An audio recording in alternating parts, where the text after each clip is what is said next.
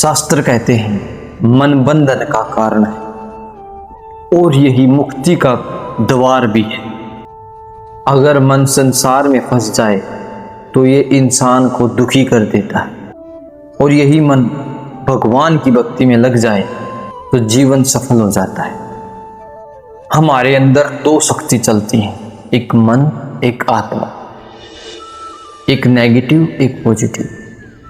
जो हमें अच्छे विचार देती है, पॉजिटिव ख्याल देती है, वो है हमारी जीवात्मा, और जो हमें गलत नेगेटिव ख्याल देता है वो है हमारा ये मन।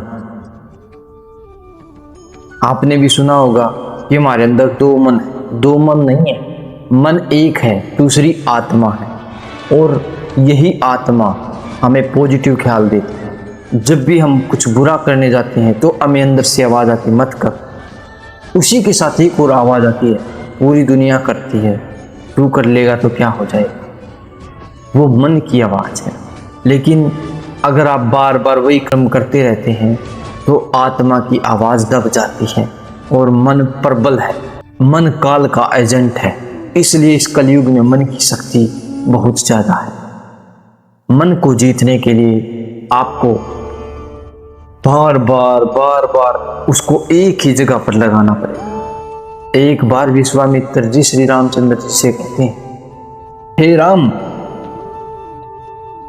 कोई कहे कि मैं सारे समुद्रों का पानी पी जाऊं, ये बात असंभव है, लेकिन एक पल के लिए मान ऐसा कर लिया हो।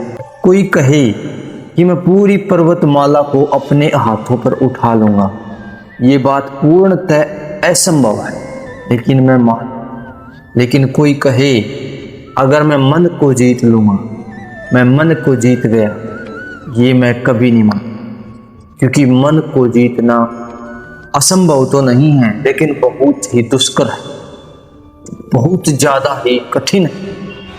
मन को जीता जा सकता है। मन को जीतने के लिए निरंतर भगवान की भक्ति की जरूरत है, सत्संग की जरूरत है, श्रेष्ठ पुरुषों की संग की जरूरत है। भगवान श्री कृष्ण भगवद गीता में इस बारे में बताते हैं, मनुष्य का मन ही उसका अपना मित्र है और वही उसका सबसे बड़ा शत्रु भी है। अगर मन नियंत्रण में हो तो इंसान ऊंचा उठ जाता है, और अगर मन इच्छाओं का गुलाम बन जाए तो इंसान का पतन निश्चित है। मन का तो स्वभाव ही अति चंचल है। मन स्वाद का आशिक है, जहां उसे स्वाद या रस मिलता है वहां वो भाग के जाता है। मनुष्य का मन बहुत ही चंचल, बहुत ही हठी है। ये मन मोह में भागता है, ये वासनाओं में भागता है, कभी क्रोध में आ जाता है तो कभी इसे अहंकार हो जाता है, और यही भटकाव दुख का असली कारण है। कठोपनिषद में मन की तुलना एक रथ के साथ की गई है।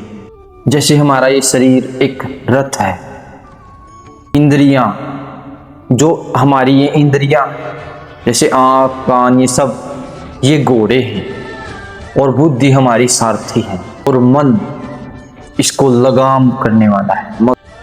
अगर ये लगाम कमजोर हो जाए तो पूरा रथ दुर्घटनाग्रस्त हो जाता है।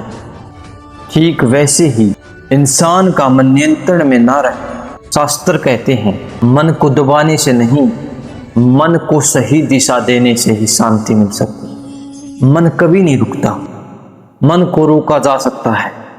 मन को एक काम में एक जगह लगा दो तो ये भागेगा, इसे फिर पकड़ के लेके आओ, फिर वहीं पे ध्यान लगाओ। ऐसा बार बार प्रयत्न करना पड़ेगा। सबसे मेन उपाय है कि आप उस भगवान का ध्यान करो, उसकी भक्ति इबादत करो, मेडिटेशन करो, सत्संग सुनो, अच्छे विचार अपनाओ, अपनी इच्छाओं को सीमित करो। क्योंकि जिस मन में भगवान का स्मरण होता है वहां भय और दुख टिक ही नहीं सकते। मन पानी की तरह है, अगर गंदा होता है तो सब कुछ धुंधला दिखाई देता है। और अगर मन शांत हो जाए तो उसी मन में साक्षात भगवान दिखाई देते हैं। याद रखो, जिसने अपने मन को जीत लिया उसने पूरी दुनिया को जीत लिया। मनुष्य का मन कभी शिथिल नहीं रहता, ये हमेशा भागता रहता है।